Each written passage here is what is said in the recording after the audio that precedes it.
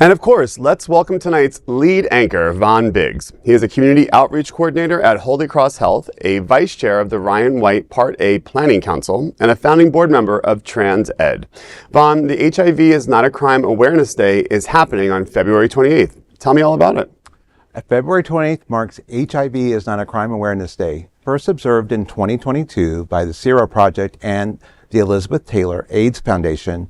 The 2025 theme, "You care about ending HIV criminalization, you just don't know it yet," urges action against outdated laws. Despite medical advancements, over 30 U.S. states still prosecute people based on their HIV status, leading to unjust imprisonment and increased sentences. This Awareness Day amplifies the voices of those affected and pushes for legal reforms to decriminalize HIV status. Supporters can learn more and take action at hiv.gov.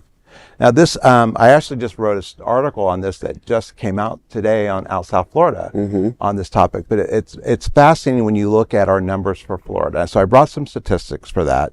And part of that is from 1986 to 2017, we had 874 HIV arrests.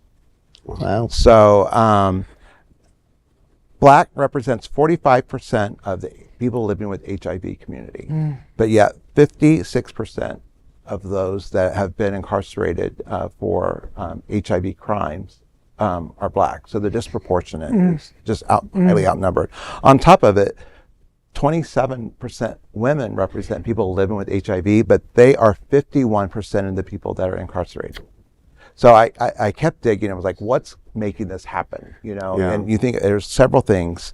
Well, one, to begin with, it's cost us $12 million for those 874 HIV arrests as far as taxpayer dollars, and just in Florida.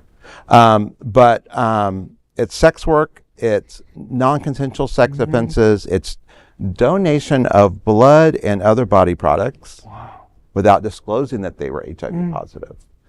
And it's consensual sex without disclosure. And part of the things I read is it's not so much that they transmitted HIV, but they view it almost kind of, I would tie it into, like, let's say drugs.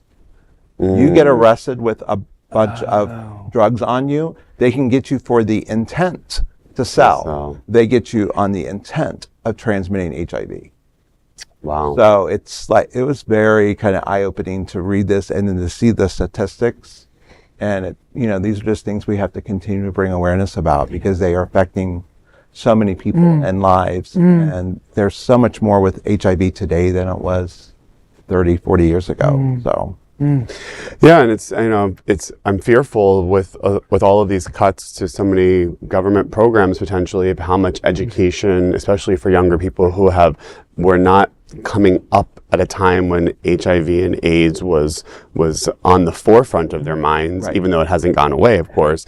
How are they going to be impacted by not getting access to education or access to services? And it's a scary time. So we need to elevate that message, I think, across our community.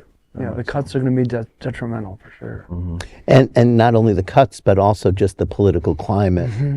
Women are being pushed back, Blacks are being pushed back, gays and lesbians are being pushed back. So when you combine that with cuts, when you combine that with the legal structure, it can only get worse unless people stand up, and people don't always stand up when it's somebody else. Right. Yeah. And our community has to do a much better job. Absolutely. Queerness Tonight looks forward to participating with you at the HIV Is Not a Crime Awareness Day on February 28th.